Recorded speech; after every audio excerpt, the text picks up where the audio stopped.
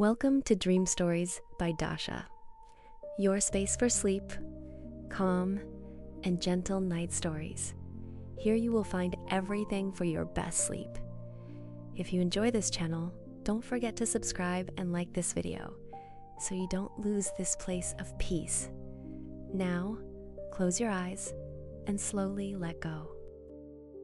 Dear Elena, I have been thinking about writing to you for a long time. Not because I didn't have anything to say, but because I wasn't sure where to begin. Some memories don't return all at once. They come slowly, quietly, as if asking for permission to be remembered again.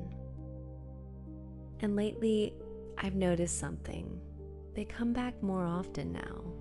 Not as sharp moments, but as a feeling. A certain light in the afternoon, the sound of footsteps in a long corridor, the way voices echoed in places that once felt important.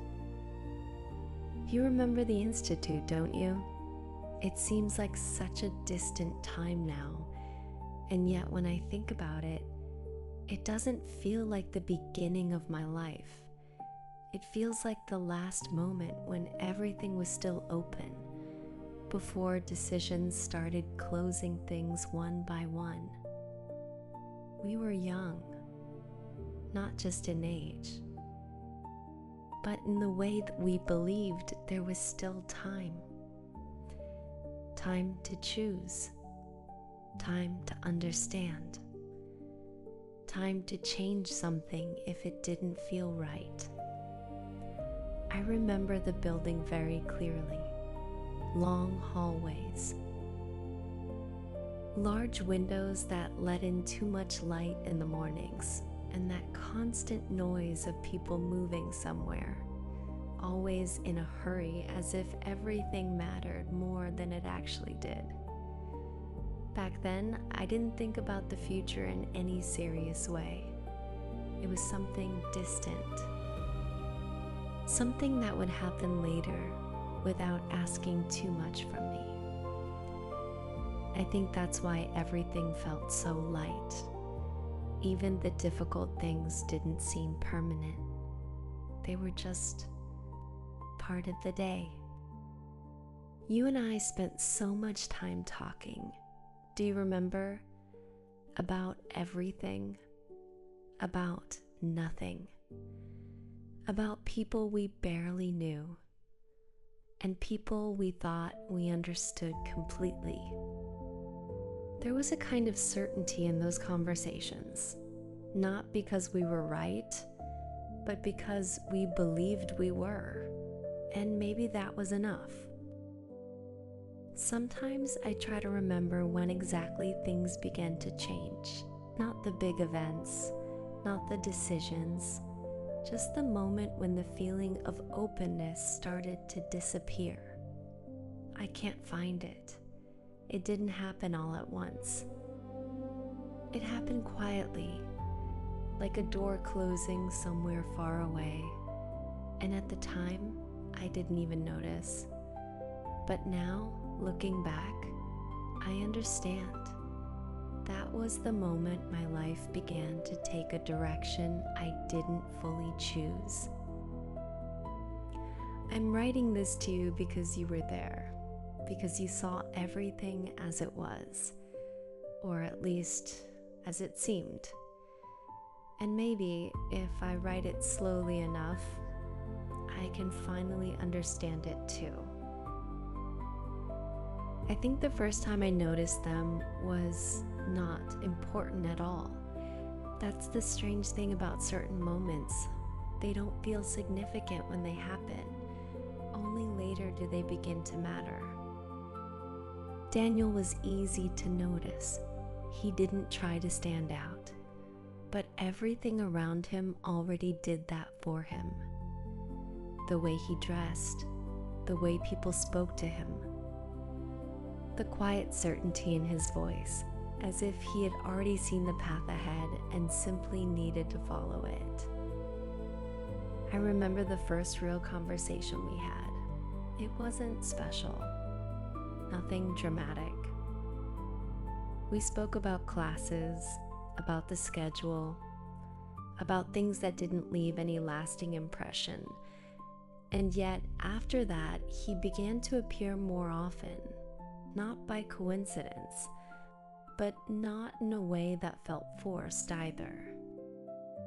He would walk beside me after lectures, ask simple questions, listen carefully. There was something very steady about him, something that didn't change from day to day.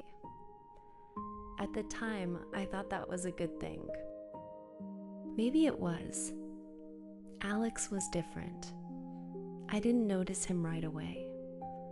Or maybe I did, but didn't understand it yet.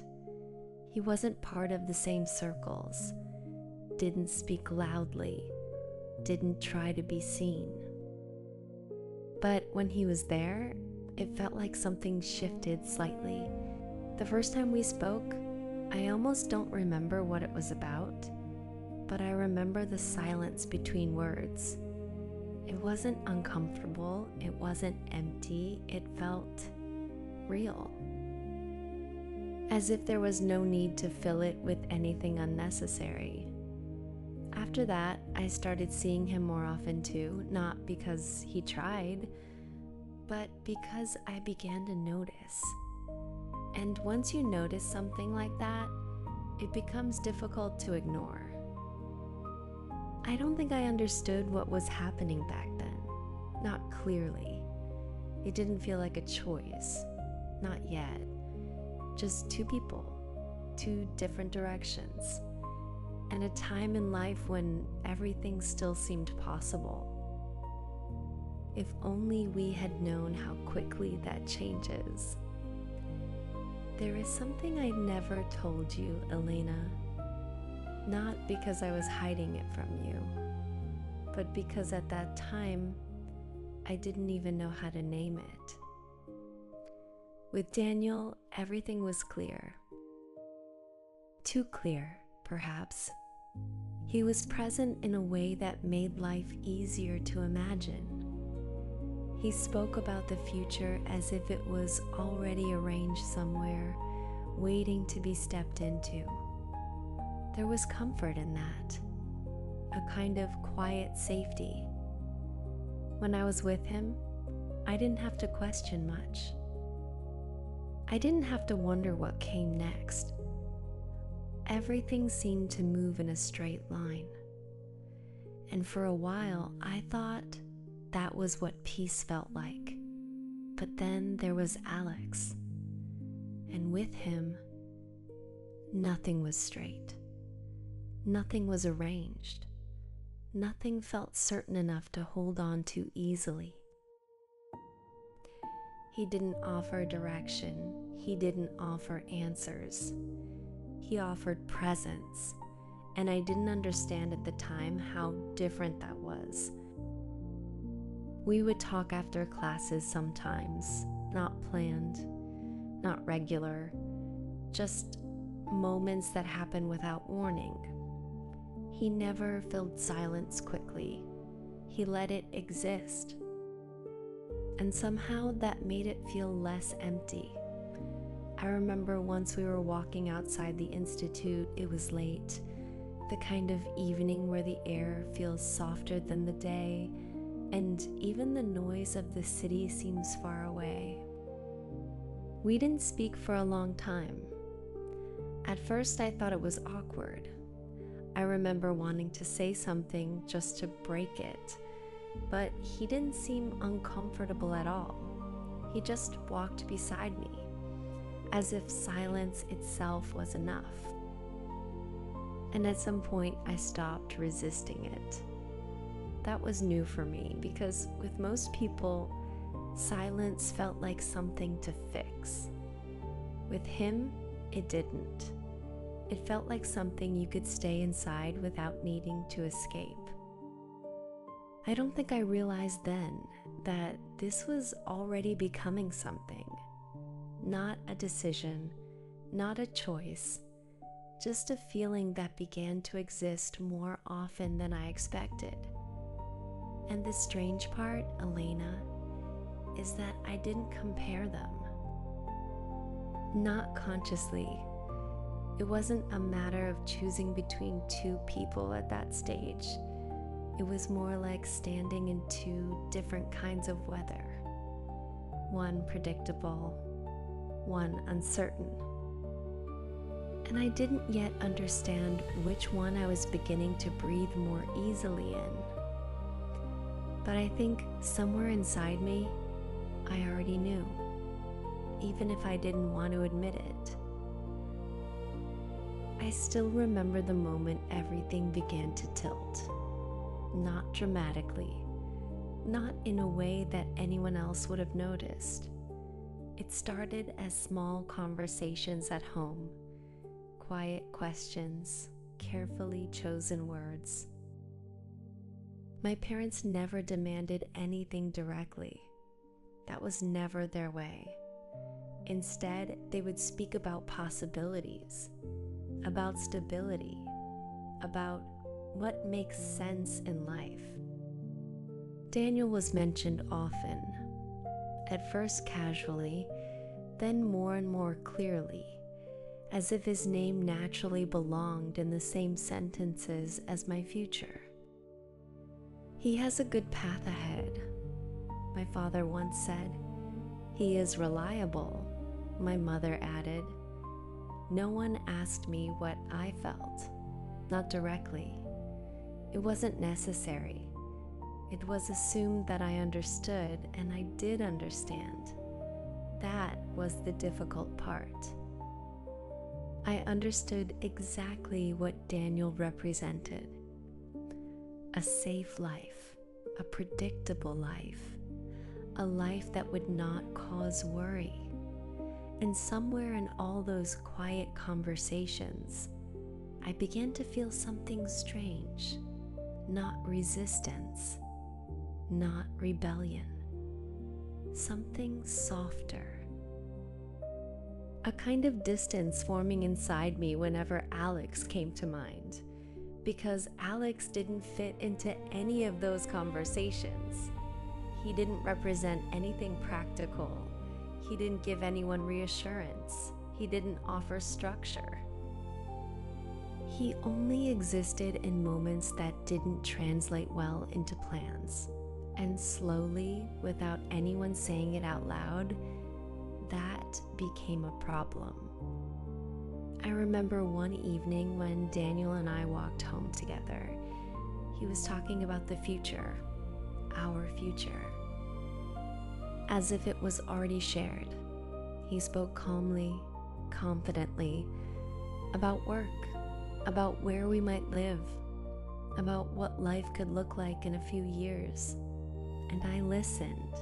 I really did. But inside, something felt strangely quiet. Not unhappy, just absent. As if I was hearing a story about someone else. Later that night, I thought about Alex. Not in a dramatic way, just a quiet thought.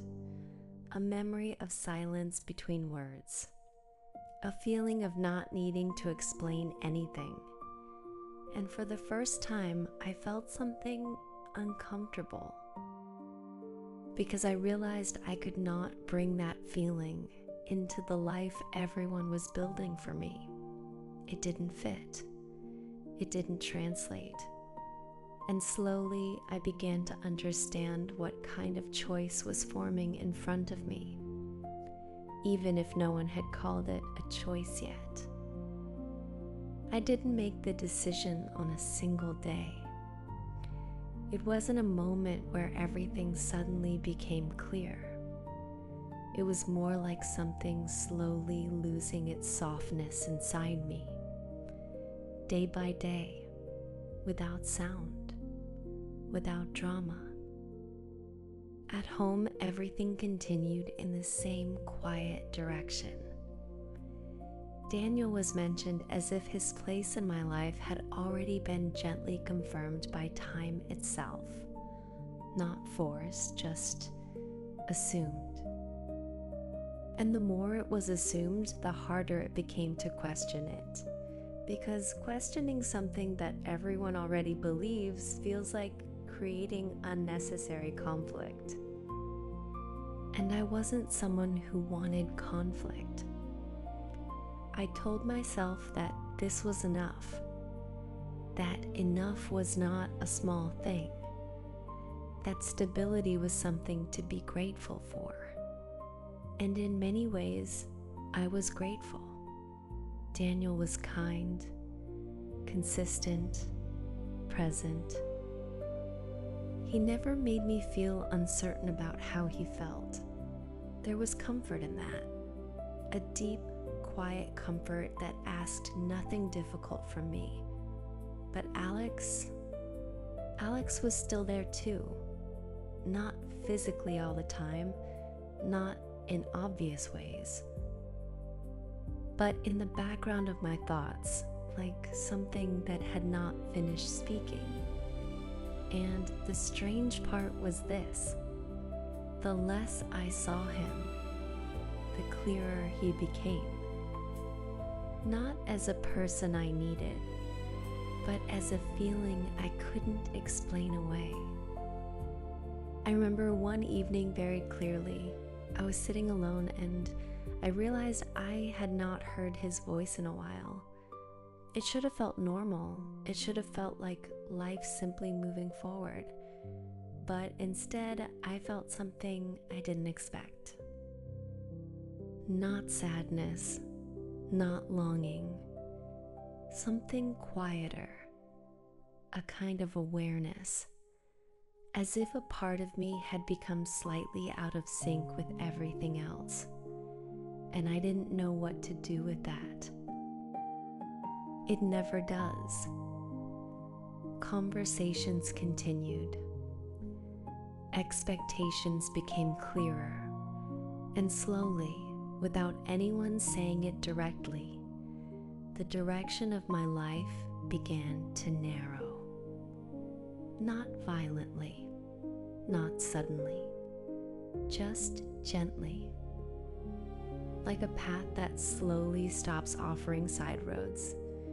And I found myself walking forward, not because I had fully chosen it, but because I didn't yet know how to stop or how to ask for something different. I think the moment of choice never looks like a real moment when you are inside it.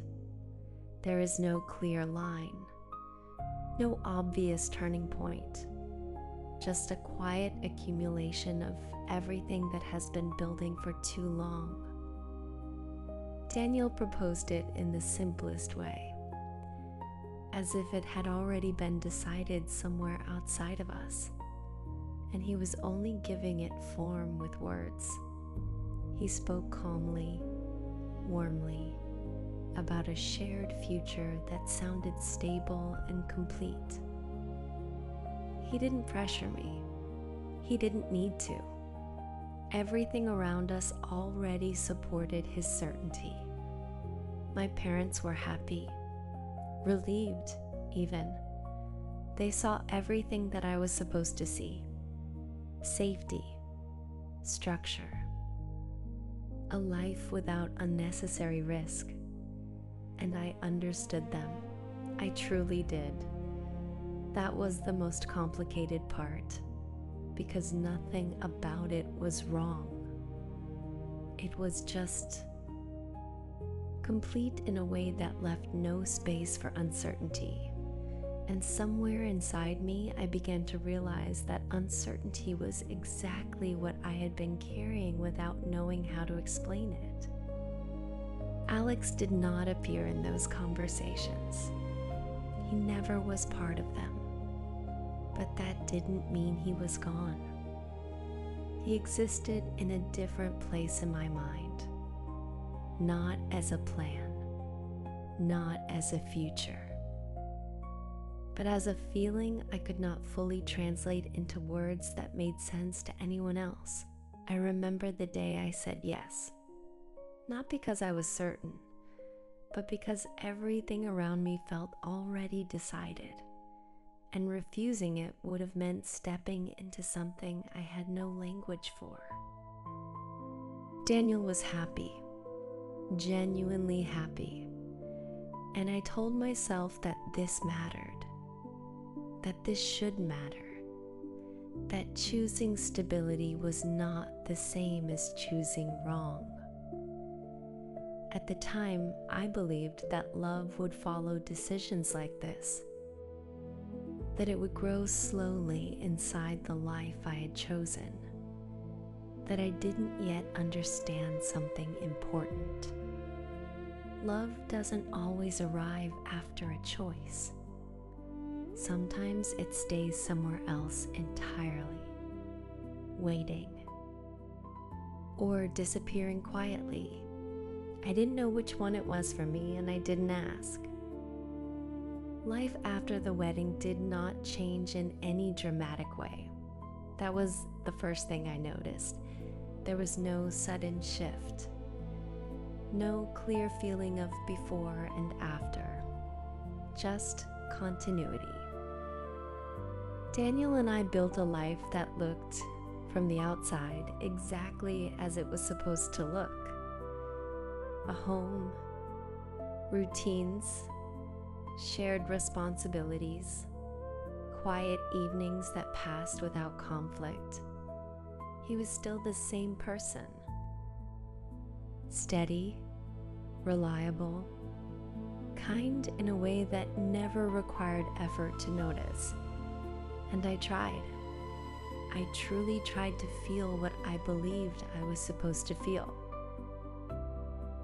At first, I told myself I was simply adjusting, that love in real life was not like the kind I had imagined when I was younger, that it was quieter, less dramatic, more practical. And for a while, I accepted that explanation. But time has a way of revealing what explanations cannot hide forever. It wasn't unhappiness, not clearly, not in a way that could be pointed at. It was something more subtle, a kind of emotional distance that didn't belong to either of us specifically. Just space that slowly appeared between moments. Daniel would talk to me and I would respond. We would share meals, discuss plans, make decisions together, and everything functioned correctly. But inside, I began to notice something I couldn't ignore. There were parts of me that no longer responded in the same way. Not to him, but to life itself, as if something essential had become quieter or further away. I stopped thinking about the future in a personal way. It became a series of practical steps instead of something I felt connected to. And sometimes, in the middle of ordinary days, I would catch myself staring at nothing in particular, not thinking about anything specific, just absent in a way I couldn't explain easily. Daniel never questioned it, or if he did so gently. He believed in stability, in time, in the idea that things grow if they're given space. And I wanted to believe that too. But there are things that do not grow from waiting. They only become clearer or more distant. And Alex did not exist in my daily life anymore. But he also did not disappear from my memory. He simply stopped belonging to any place I was currently living in. And that is a strange kind of presence, one that does not speak, but also does not leave. It didn't happen suddenly nothing ever really does. But I remember the first time I noticed it clearly, the feeling that something inside me was no longer fully responding to the life I was living. It was not sadness, not dissatisfaction in the usual sense. It was quieter than that, like a room that had slowly lost its echo. Daniel and I continued our life the same way we always had: work, home, meals, plans for things that needed to be done. And on the surface, nothing was wrong. That was what made it so difficult to explain, because there was no moment of collapse, no obvious reason to change anything. Only a growing sense that I was present in my life, but not fully inside it.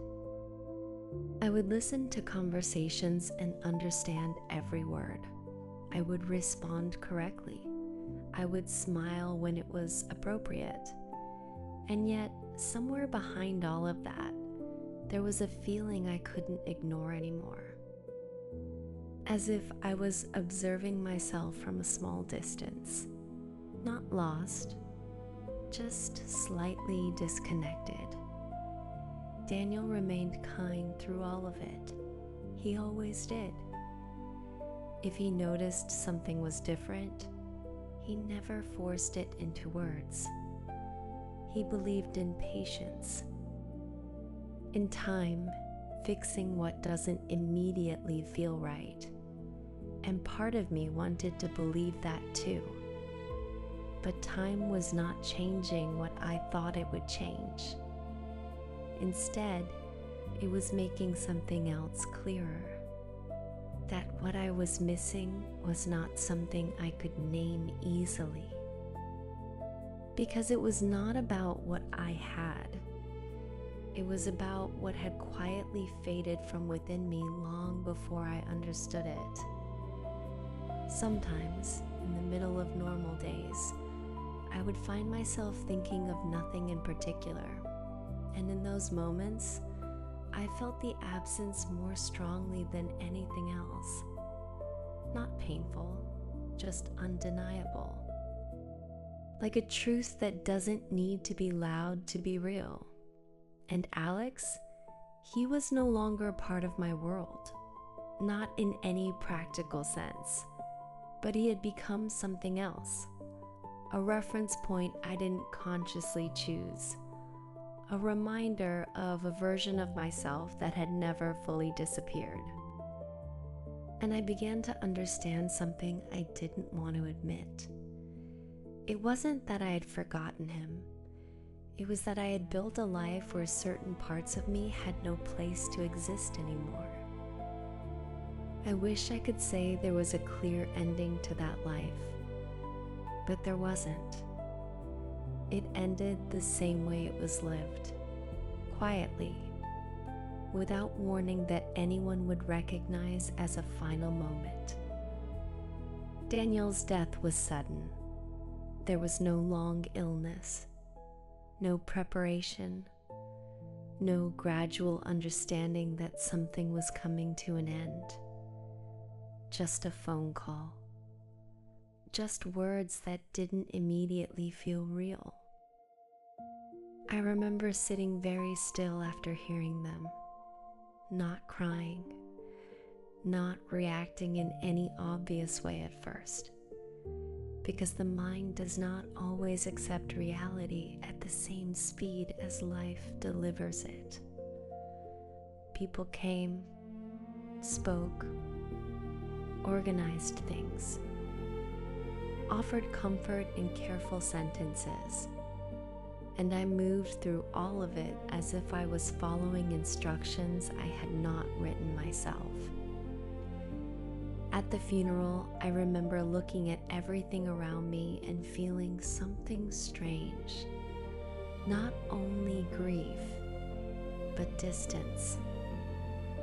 As if I was observing a life that had belonged to me, but no longer fully did. Daniel had been a good man, a stable man, a man who had given me a life that many would call enough, and I knew that was true. But standing there, I also understood something I had avoided thinking about for a long time. Enough is not the same as whole. Afterwards, the house became too quiet. Not empty, just too structured in its silence. Every object still had its place. Every routine still echoed in memory, but there was no longer a reason for any of it. Days began to lose shape. Morning and evening stopped feeling different in any meaningful way. Time continued, but without direction. And in that silence, something long buried began to return. Not as a thought, not as a decision, but as a pull.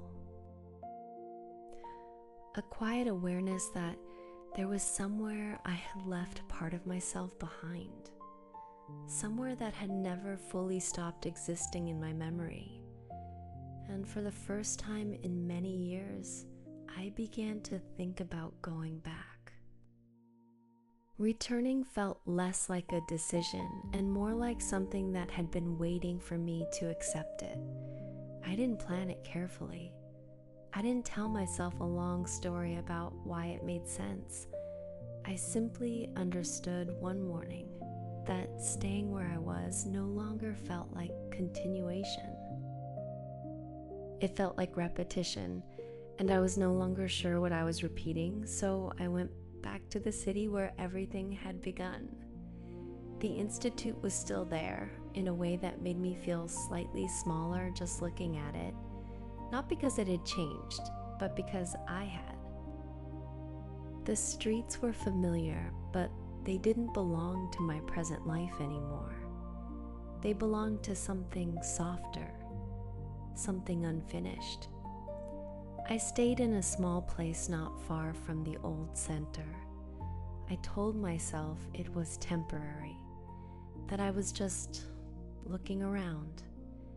But deep down, I think I already knew I was not there to look. I was there to remember. At first, I avoided certain streets, certain corners, certain places that felt like they might hold too much at once. But memory doesn't respect avoidance for very long. It returns anyway, slowly, quietly.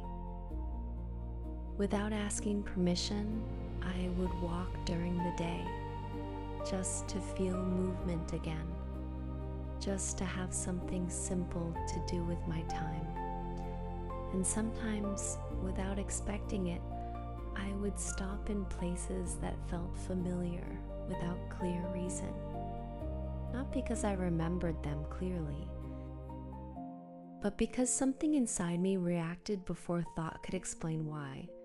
And Alex, I did not expect to see him. Not really. Some part of me had accepted that what belonged to the past usually stays there, or disappears in a way that makes searching pointless. But still, I found myself thinking about it more than I admitted to myself. Not in hope, just in recognition that some parts of life do not resolve neatly. They remain open in ways we don't always notice until much later. And I think that is what brought me back more than anything else. Not a desire to change the past, but a need to understand what it had left inside me, even if I didn't yet know what I was looking for. I didn't see him immediately. At first I thought it was just another ordinary afternoon in the city, the kind that blends into all the others when you are not expecting anything in particular. I had stopped at a small cafe near one of the old streets. Nothing special, just a place to rest for a moment before continuing my walk. I remember sitting by the window, watching people pass by without really focusing on anyone. And then, at some point, I noticed someone inside the cafe. Not because he was loud, not because he drew attention, but because something in me simply paused. I looked again, more carefully this time, and I understood before I even fully allowed myself to think it. It was Alex. Tom had changed him, as it changes everyone, but not in a way that erased anything essential. There are people who become unrecognizable with years, and there are people who remain familiar in ways that are difficult to explain. He looked up at the same moment, and for a few seconds, neither of us moved, not because of shock, but because something between us felt unexpectedly still, as if all the years in between had not fully managed to become noise, only distance. He stood up slowly and walked toward my table. I remember thinking that I should feel nervous, or uncertain, or overwhelmed, but what I felt instead was quieter, more simple than I expected. When he reached me, he didn't speak immediately. He just looked at me for a moment, as if confirming something he had not been able to confirm for a long time. And then he said my name, softly, like it still belonged to the same time we had left behind. We sat down together, and at first we spoke carefully, not about everything at once, not about the years we had lost, but about small things, familiar things, things that didn't feel heavy to say. And slowly, without realizing it, the distance between words began to shrink, not disappear, just soften. I told him about Daniel, about the life I had lived, about the years that had passed in a direction I didn't fully understand until much later. And he listened, without interruption, without trying to correct anything, just listening, the way he used to.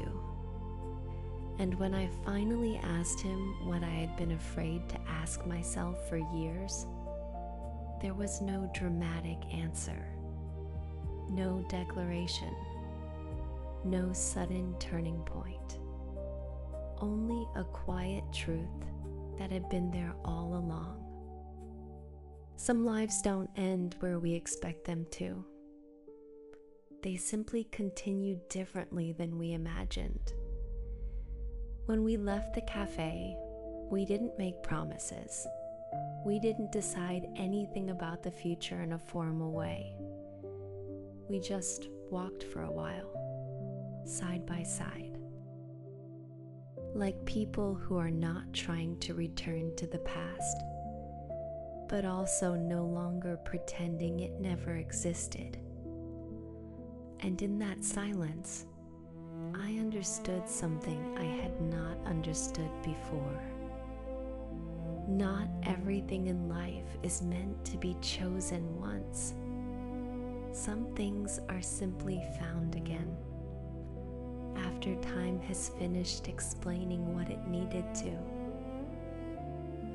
If I had to tell you what this was, Elena, I would not call it a beginning, and I would not call it an ending either, just something that finally stopped waiting to be unresolved. Maybe some letters are not written to be sent, but to finally understand what we never said out loud. Some loves don't disappear. They simply wait until we are ready to find them again. Some stories don't end. They stay with us. If this story touched you, you can support the channel with a like and a subscription.